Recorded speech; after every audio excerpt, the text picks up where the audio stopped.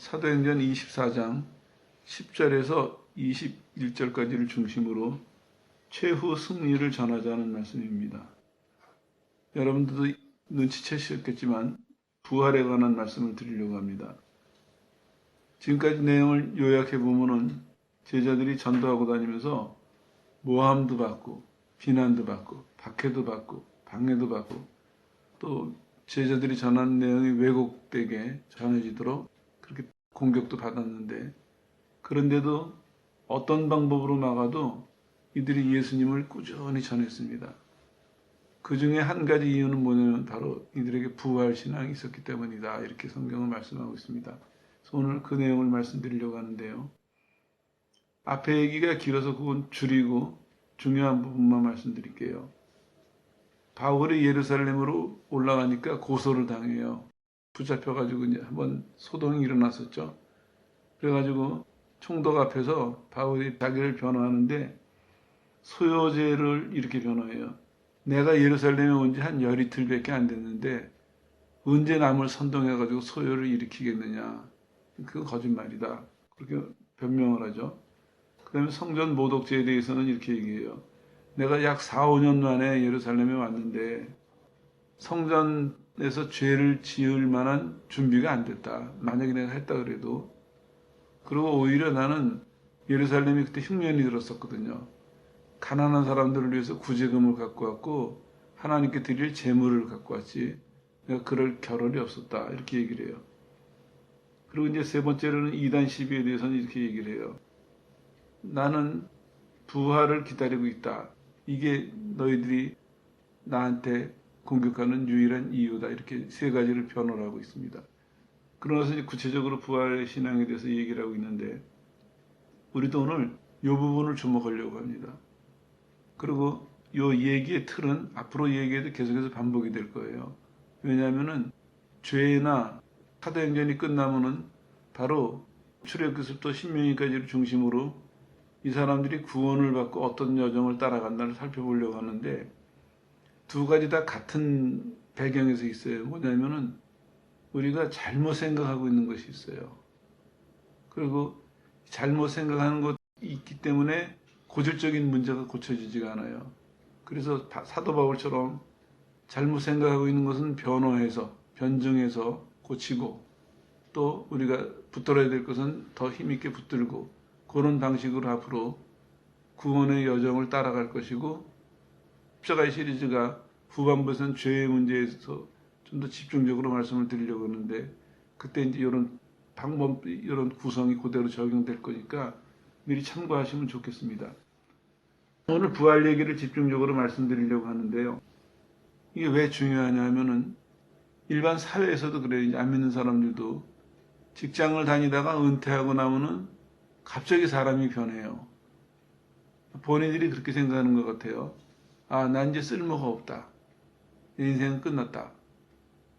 그리고 매일 출근하는 사람이, 매일 일하는 사람이 하루아침에 일거리가 없어져 버리면은 심리적으로, 신체적으로, 환경에서 여러 가지 변화가 확 몰려오거든요. 그러니까 이 사람이 충격에 빠지는 거예요. 사람마다 이제 심한 사람이 있고 덜한 사람이 있지만 충격에 빠져가지고 어떤 사람은 그냥 그 충격으로 인해서 인생이 무너져 버리는 사람도 있어요. 난 쓸모없는 사람이다. 아주 실망하고 남은 인생을 살아갈 힘을 스스로 놓쳐버리는, 이게 이제 고령화 사회를 먼저 맞이한 선진국에서 보여지는 현상이고 이미 우리나라에서도 이제 시작이 됐죠. 근데 이 똑같은 원리가 어떻게 저기 있냐면은 죽음이 그래요. 또 하나는 퇴직이라는 문제가 있다면은 조금 더 접근을 해보면 죽음이라는 문제를 생각할 때 사람들이 퇴직을 당할 때보다도 더 큰 충격을 받고 더 심한 반응을 일으키게 되는 것이죠. 왜냐하면 죽는다 하는 그런 순간이 오거나 아니면 죽음을 생각했을 때 사람들이 어떻게 생각하냐면, 아, 이거는 불가항력이다.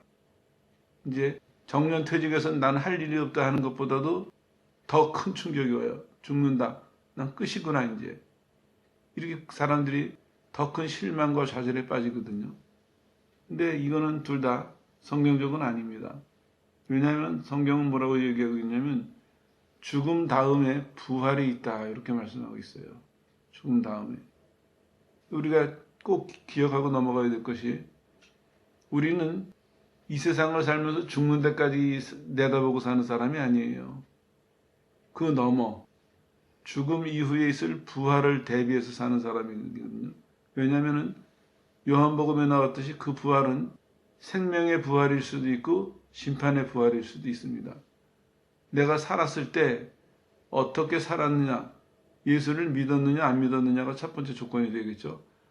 어떻게 살았느냐에 따라서 부활은 부활인데 믿었던 사람이든지 안 믿었던 사람이든지 다 부활해요. 근데 믿었던 사람들은 생명의 부활을 하는 것이라. 왜 생명의 부활이라고 하냐면 이 사람들은 살아나서 평소에 살았던 것에 대해서 하나님께 상을 받고 영원한 나라에 가서 행복하게 지내거든요.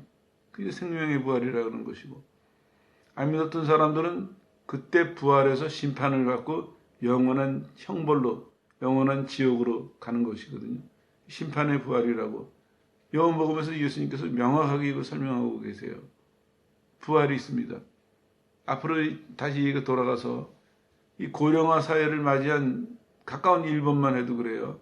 처음에는 노인들이 정년퇴직을 하고 나니까 실망이 돼가지고 정신적으로 이상해지는 사람도 있고 갑자기 힘이 빠져서 몸이 약해지는 사람도 있고 많은 문제가 생겨났어요. 이런 거를 겪으면서 사람들이 뭘 생각했냐면 퇴직 이후에 노년의 삶에 대해서 준비를 해야 되겠다. 스스로도 노력하고 사회도 준비해야 되고 이걸 눈을 떴거든요. 신앙은 더 합니다. 신앙은 세상에서 퇴직한 다음에 그 이후를 대비하는 것보다 신앙은 죽음 이후를 대비하는 준비가 더 지혜롭고 철저하게 되어야 된다 그런 얘기입니다. 세상에서도 퇴직 이후의 삶을 어떻게 살 것이냐 하고 많은 관심과 노력을 기울이고 있는데 우리는 그것보다 몇십 배, 몇백 배 더 많은 노력을 기울여서 내가 죽음 너머의 그 삶, 죽음 이후에 부활했을 때의 삶을 어떻게 대비하고 어떻게 준비할 것이냐 이 노력을 해야 된다는 것이죠. 이 구조가 분명해야 됩니다. 그렇게 본다면은 세상에서 우리가 퇴직을 하거나 실패를 하거나 실수를 하거나 병이 들거나 이런 것이 다 나쁜 것만은 아니에요. 왜냐하면 미리 경험해보고 미리 그 다음을 준비할 수 있는 그런 계기가 될 수 있거든요. 지혜로운 사람은 늘 건강할 줄 알았는데 병이 들었어요. 그때 깨닫는 것이죠. 사람이 병이 들 수도 있구나.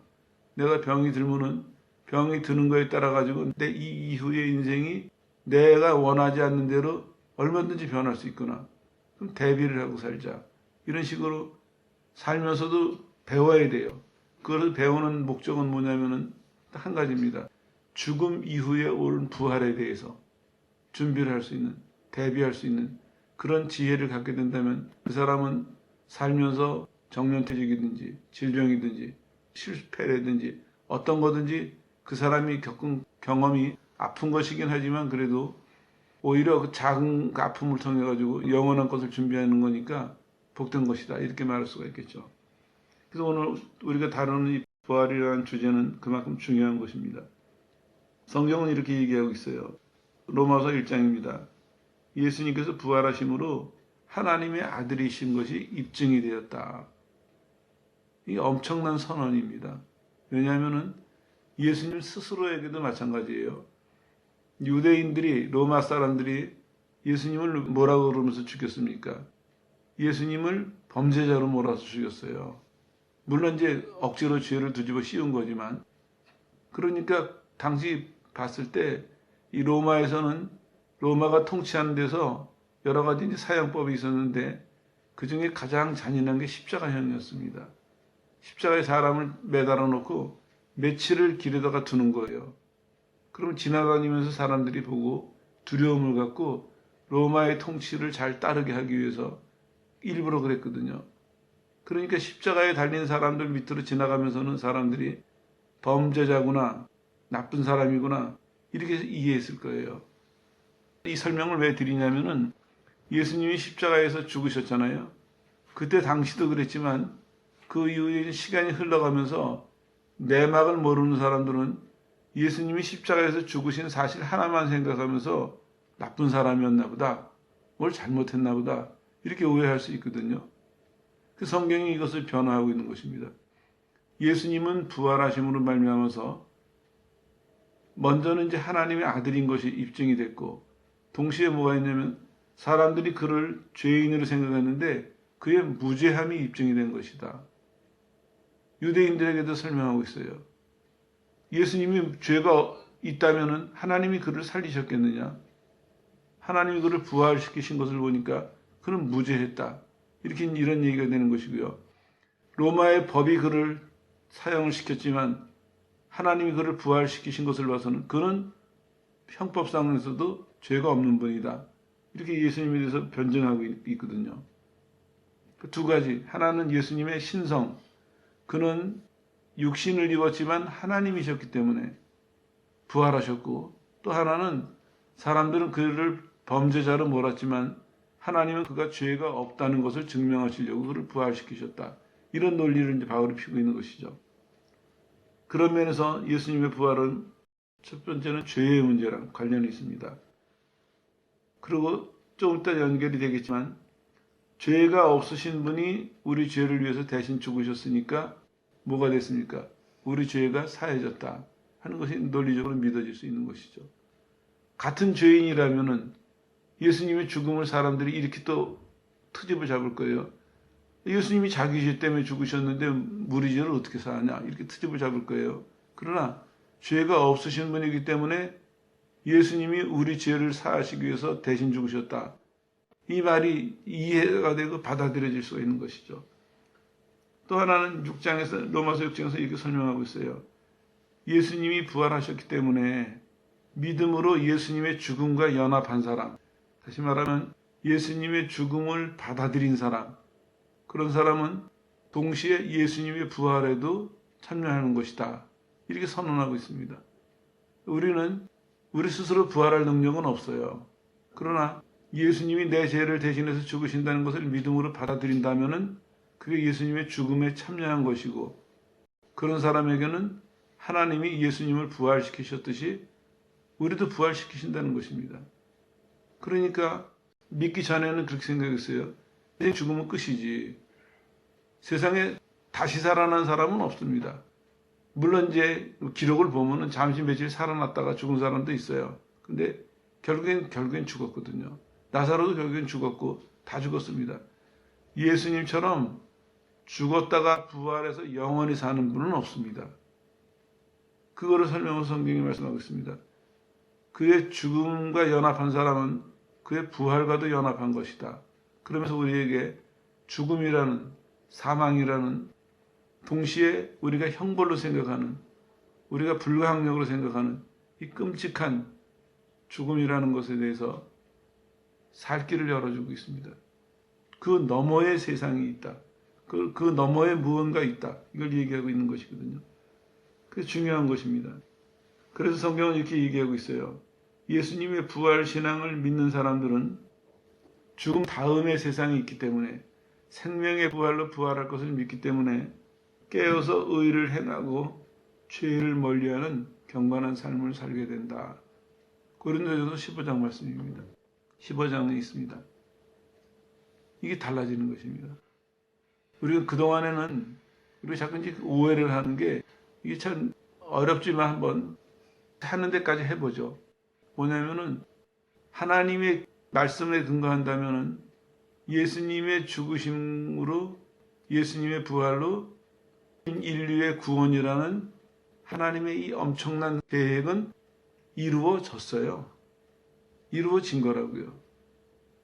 물론 이제 우리 각자에게 이게 다 이루어지려면은 예수님이 재림하실 때까지 시간은 남아있어요. 그렇지만 원칙적인 면에서는 어떻겠습니까?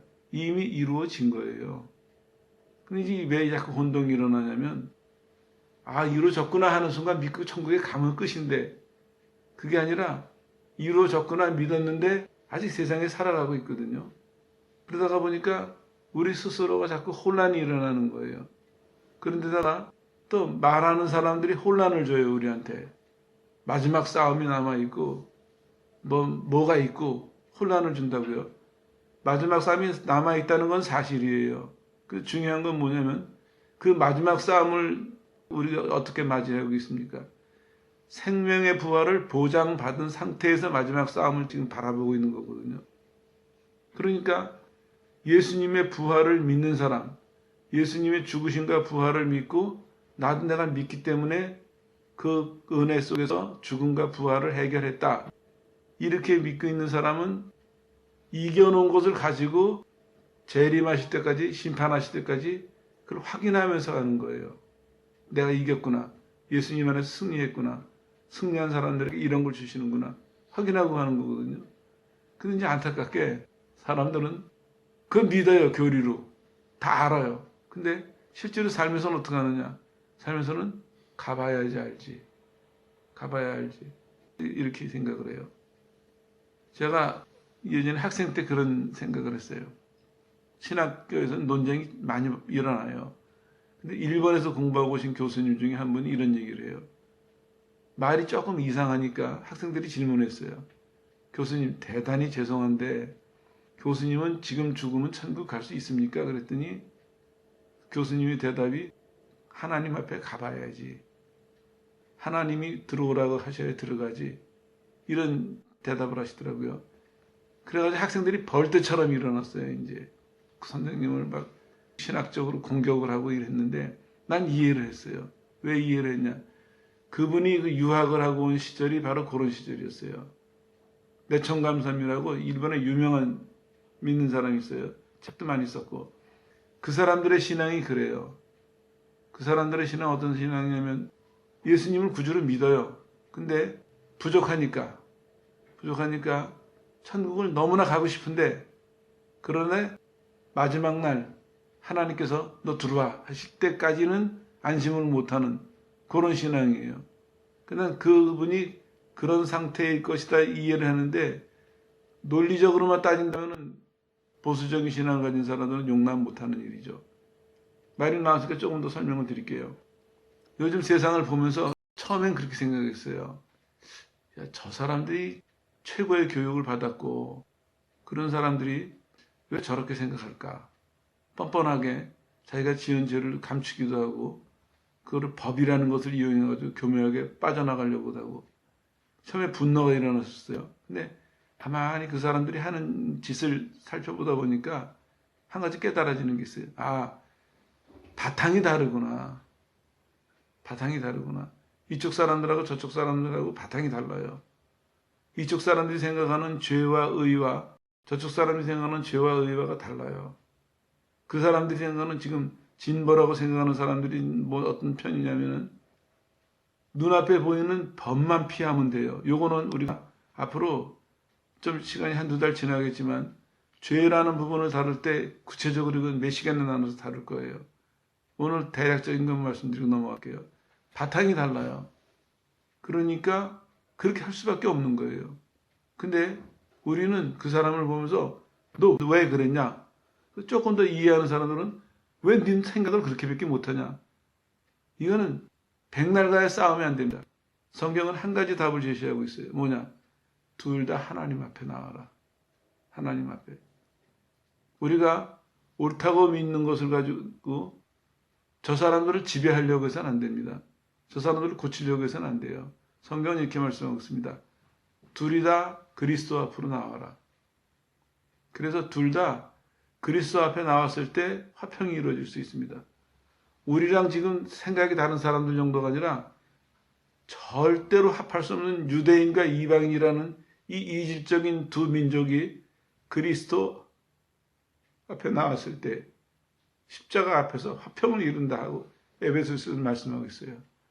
그 말씀을 생각하니까 눈이 확 열리는 거예요. 아, 이걸 우리가 놓치고 살았구나. 우리는 옳은 것을 주장하려고 노력했고 옳은 것을 행하려고 노력했고 뭐 부족한 점이 있지만 그러면서 동시에 우리는 틀린 사람들을 정죄했고 틀린 사람들을 심판했는데 하나님 뜻은 그게 아니었습니다. 둘 다 나오라는 것입니다. 하나님 앞에. 우리가 지금 서서 계속해서 그 사람들을 정죄하고 그 사람들을 심판하면 그 사람은 돌이키지 못합니다. 왜냐하면 가진 게 다른데 제가 한번 논쟁할 기회가 있었는데 이렇게 얘기를 끝냈어요. 난 너랑 논쟁할 필요가 없다. 왜냐? 너는 살아계신 하나님을 믿지 않는데, 넌 네가 죄인이라는 것을 인정하지 않는데 너랑 무슨 논쟁을 할 필요가 있냐? 논쟁을 안 한 적이 있어요. 똑같은 이치입니다. 이게 이제 오늘 부활에 왜 중요하냐면요. 진짜 이 얘기를 하고 싶었어요. 한 가지 설명드리고 나머지 얘기를 드릴게요. 부활을 믿기 때문에 깨어서 의를 행하고 죄를 멀리하는 그런 경건한 삶을 살 뿐만 아니라 또 하나는 복음을 위해서 고난을 받는다 하는 얘기입니다. 복음을 위해서. 그래서 바울은 이렇게 얘기했어요. 내가 날마다 죽는다. 부활할 것을 믿기 때문에. 날마다 죽는 게 이게 억울한 게 아니에요. 지는 게 아니에요. 손해가 아니에요. 나는 부활을 믿기 때문에 내가 부활을 믿는다는 것을 날마다 죽는 것으로 내가 증명을 하고 사는 거예요. 그래서 이 사람은 날마다 자기가 자기를 죽일 때 자기 감정을 죽이고 욕심을 죽이고 자기 주장을 죽이고 다 마찬가지겠죠. 자기가 자기를 죽이면서 살 때 그것이 힘든 것도 아니고 슬픈 것도 아니고 괴로운 것도 아니에요. 왜냐? 나는 부활을 믿는다는 것을 하나님 앞에서 나를 죽이는 것으로 표현하고 있으니까. 오히려 그건 즐거움이에요. 내가 스스로 자꾸 내 확신이 점점 강해지는 거예요. 나는 부활을 믿기 때문에 오늘 이 순간 내가 죽는 길을 택해도 난 당연하다. 예수님께서 자기를 부인하라 그러셨잖아요. 근데 부인하라는 명령만 하신 것이 아니에요. 부인해야 된다는 책임만 주신 것이 아니에요. 너 부활한다. 내가 너희를 위해서 죽을 것이고 내가 너희를 위해서 부활할 것이다. 그러니까 너도 너를 부인하면서 살아라. 이런 말씀이에요. 부활을 믿는다면 어떠한 말씀이라도 내가 여태까지 생각 못 해본 실천해 보지 못한 어떠한 말씀이라도 할 수가 있다는 것이 지킬 수가 있다는 것이에요. 근데 그건 우리는 그 부분을 생각하지 못하고 그 계명만 생각하니까 명령으로만 생각하니까 거부할 수는 없고 예수님 명령이니까요. 근데 지키자니 너무 버겁고 피하자니 그건 안 되겠고 그래서 우리는 거기서 상당히 애매하고 괴로운 삶을 살거든요. 오늘 이 시간에 준비되는 사람부터 짐을 벗으세요. 그건 답은 뭐냐면 부활신앙을 우리가 바로 이해한다면 부활신앙을 바르게 받아들였다면 우린 짐을 벗어버릴 수가 있습니다. 그동안은 우리가 부활신앙에 대한 이해는 있었지만 부활신앙에 대한 태도가 없었기 때문에 머리로는 가졌는데 삶에서는 이것을 그렇게 못 가졌어요. 그러니까 가진 것도 아니고 안 가진 것도 아니고 없다 그러기도 뭐하고 있다 그러기도 뭐하는 이런 애매한 삶을 살았거든요. 오늘 이 말씀 드리려고 앞에 얘기를 줄였습니다. 그러면 이제 실질적으로 말씀드릴게요. 여러분은 예수님 부활하신 것을 믿습니까? 이게 이제 여기 오늘 얘기의 가장 중요한 부분이에요. 논리적으로는요. 예수님의 십자가를 체험하고 부활을 체험해야 되겠죠. 논리적으로는 그게 맞아요. 시간상 그렇잖아요. 예수님이 십자가에서 죽으셨고 3일 뒤에 부활하셨잖아요. 근데 이거는 제자들 얘기예요. 그때 같이 있었던 제자들 얘기. 우리는 어떤가요? 우리는 바꿔서 이게 바뀔 수도 있어요. 무슨 얘기냐면 우리는 부활하신 예수님을 만나고 그 부활하신 예수님을 통해서 예수님이 십자가를 이해하는 이렇게 우리가 은혜를 받을 수 있다는 것이에요. 이게 더 쉬워요, 이해하기가. 어떤 사람은 예수님이 동정녀 탄생을 하시고 십자가에 달리셔서 3일 만에 부활하셨다. 우리가 역사를 거슬러 올라가서 머리로는 이해가 돼요. 근데 실제로는 우리가 현장에 있지는 않았거든요. 그러니까 여기서의 문제가 생겨나는 거예요. 약해요. 근데 그렇게 생각하시지 마세요. 여러분은 예수님을 만났습니까? 안 만났습니까? 부활하신 분을 만났습니까? 안 만났습니까? 이게 답이에요. 우리는 부활하신 예수님을 만났어요. 난 그렇게 설명하는 게 더 편하다고 생각을 해요. 제자들은 육신으로 오셔서 십자가에 달리시는 예수님을 먼저 만났어요. 그리고 그분의 부활을 본 거예요. 그때 당시 같이 있었던 제자들은. 그러나 우리들은 어떻습니까? 그 이후에 태어난 사람들은, 부활 사건 이후에 믿은 사람들은 부활하신 예수님을 만나고 그분이 십자가를 지셨구나를 이해하는 쪽이 순서적으로는 더 맞죠. 우리 경험상도 맞죠. 그럼 이렇게 생각하셔야 돼요. 사람들이 이제 믿음의 확신을 위해서 십자가의 사건을 좀 진하게 체험해 봤으면, 부활하신 예수님을 좀 강력하게 체험해 봤으면, 이런 욕망은 믿는 사람에게 누구든지 다 있어요. 평생에.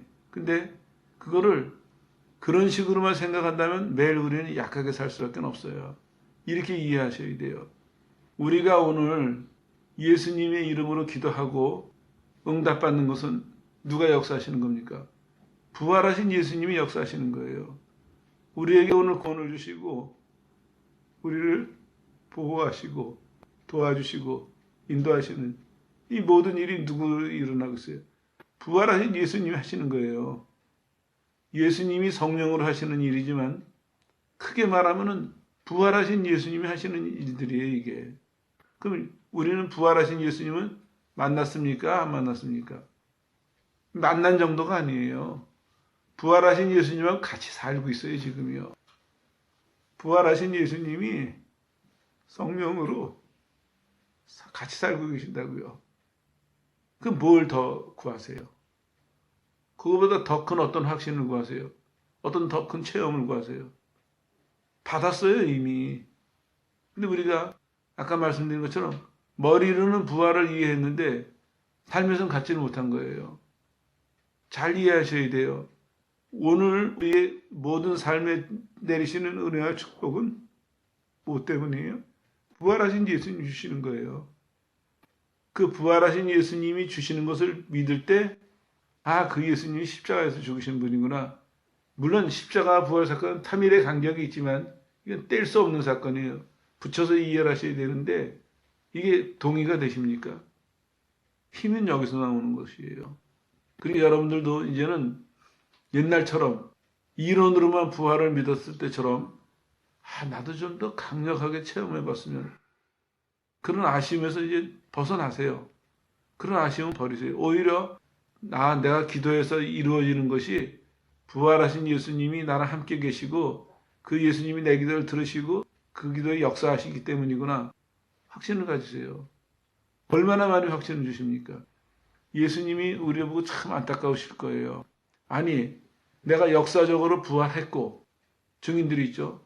그리고 이 2000년 기독교 역사 속에서 그 많은 사람에게 한 개인만 보더라도 믿는 순간부터 죽는 순간까지 내가 부활했다는 것을 그렇게 많은 증거를 주는데도 믿는 신자들은 하나님 앞에서의 태도가, 나도 십자가의 사건을 좀 더 강력하게 체험했으면, 좀 더 강력하게 겪어봤으면, 예수님의 부활하신 그 예수님 만나보면 내가 믿음이 좀 더 강해질 텐데, 우리는 매일 이런 걱정을 하고 아쉬워하고 있는다면 예수님 얼마나 슬프시겠어요.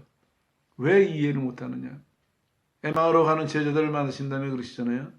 왜 아직도 못 깨닫느냐? 우리는 그 사람들보다요 더 많은 걸 갖고 있습니다. 더 많은 것을. 그 사람들은 예수님 따라다니면서 교육받은 그 짧은 기간이지만 우리는 믿는 순간부터 지금까지 몇십 년을 그 부활하신 예수님을 통해서 은혜를 받고 보호를 받고 인도를 받고 있는데, 그런데도 우리는 아직도 뭐가 없는 사람처럼, 뭐를 덜 받은 사람처럼 아쉬워하고 그리워하고, 그건 우리의 잘못입니다. 고쳐야 됩니다. 잘 이해하셔야 돼요. 우리가 여태까지 실수한 게 뭐냐면은, 우리는 그 시간에 없었는데 지나간 시간을 거슬러 올라가서 그걸 순서적으로 경험을 하려고 하니까 문제가 생긴 거거든요. 오히려 실체적으로 생각을 해보세요. 십자가와 부활은 떼놓을 수 없는 사건입니다. 한 사건으로 보시면 돼요. 그러면 우리는 그때 역사 속에 없었기 때문에, 그 시간대는 없었기 때문에 우리는 예수님의 부활하신 면을 보고 그리고 예수님 십자가를 이해한다. 이게 오히려 올바른 해석이고 올바른 접근이라고 생각이 돼요. 물론 안 그런 사람도 있겠지만, 이게 그런 면에서는 여러분들이 없다, 이게 두려워하실 필요가 없습니다. 우리가 지금 받은 모든 은혜는 부활하신 예수님이 주신 것입니다. 다만 내가 이게 부활하신 예수님이 주신 거구나, 요거를 이해하지 못하거나 요거를 인정하지 못했기 때문에 우리 스스로가 아쉬움과 그리움을 만들어낸 것이지 하나님이 덜 주신 것은 아니라는 것입니다. 오늘 우리에게 모여있는 이 순간에도 부활하신 예수님은 우리랑 함께 계세요. 함께 계신다고요. 예배를 받으시고 예배를 통해서 은혜를 주시고 축복하시고 함께 계신다고요. 그걸 우리가 믿을 때, 믿음으로 받아들일 때 그때 보일 것입니다. 그리고 우리도 그때 고백할 수 있을 것입니다. 아, 부활하신 예수님이 나랑 같이 계시는구나. 그걸 우리가 믿음으로 받아들이고 인정할 때 예수님을 부활하게 하신 그 능력이, 예수님을 스스로 부활하게 하신 그 능력이 우리 속에서 똑같이 역사할 것입니다. 그럼 우리의 태도가 바뀌어요. 조금 전에 그 사람들처럼 그래, 나는 부활할 거니까, 그러니까 이 세상 사는 동안에 깨어서 경건하게 살자. 왜냐하면 그 부활의 날 난 기쁨으로 맞이해야 되니까. 부활이라는 것은 내가 분명히 믿기 때문에, 그리고 분명히 믿는 것만큼 그날 내가 어떤 태도로 어떤 모습으로 임해야 될 것인가는 각오가 생기지 않겠어요. 그러니까 생명의 부활에 합당한 사람으로, 생명의 부활에 어울리는 사람으로 살자. 힘이 여기서 나오는 것이에요. 여기서 나와야 될 힘은 우리는 매일 부활의 신앙, 죽음을 이길 수 있는 힘을 주십시오. 유혹을 이길 수 있는 힘을 주십시오. 매일 이렇게만 구한다면 하나님 대답은 똑같으실 거예요. 너 있잖아. 내가 너한테 이미 줬잖아. 똑같은 대답하실 거예요. 정 답답하시면 그렇게 말씀하시겠죠. 있으니까 구하지 말고 사용해라. 오늘 이 시간 하나님 똑같은 말씀하실 거예요. 있으니까 사용해라. 부활에 대해서 여러분들이 이제는 이해를 바꾸셔야 됩니다. 그리고 고린도전서 15장은 이렇게 맺어주고 있어요. 앞으로는 부활 신앙에 근거한 삶을 살아라. 너희는 최후 승리를 보장받았다. 사람이 사는 게 맨 마지막에 적이 뭡니까? 사망이거든요. 그 사망은 그냥 육신적인 죽음이 아니라 아담의 죄로 인해서 벌어지는 형벌을 의미하고 있습니다. 인간의 삶의 맨 끝에는 형벌이 기다리고 있습니다. 그 사람들이 알든 모르든 두려워하는 거거든요. 안 믿는 사람은 무의식적으로 죽음에 대한 두려움이 있어요.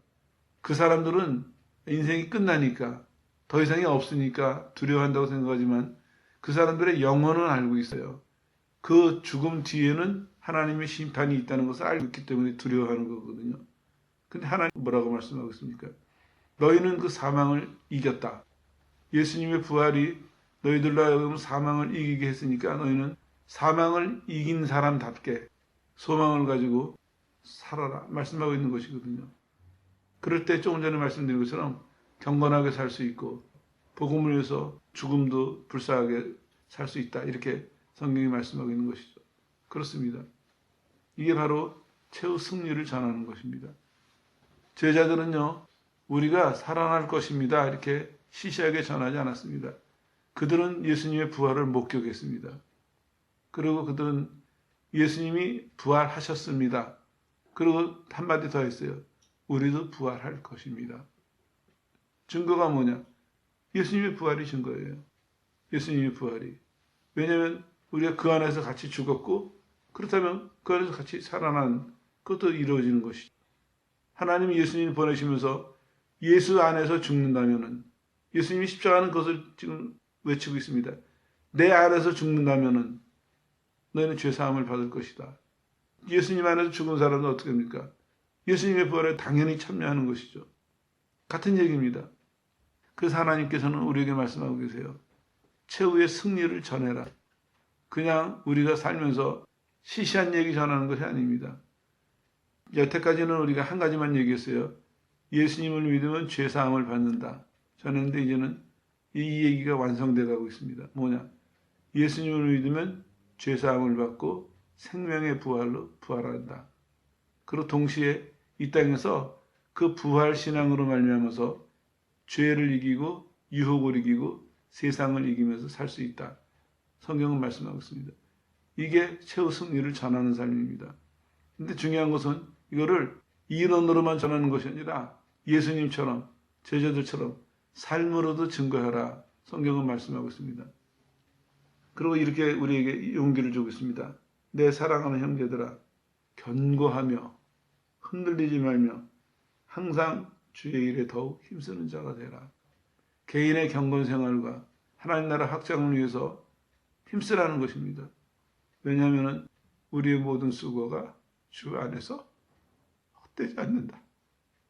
이렇게 말씀하겠습니다.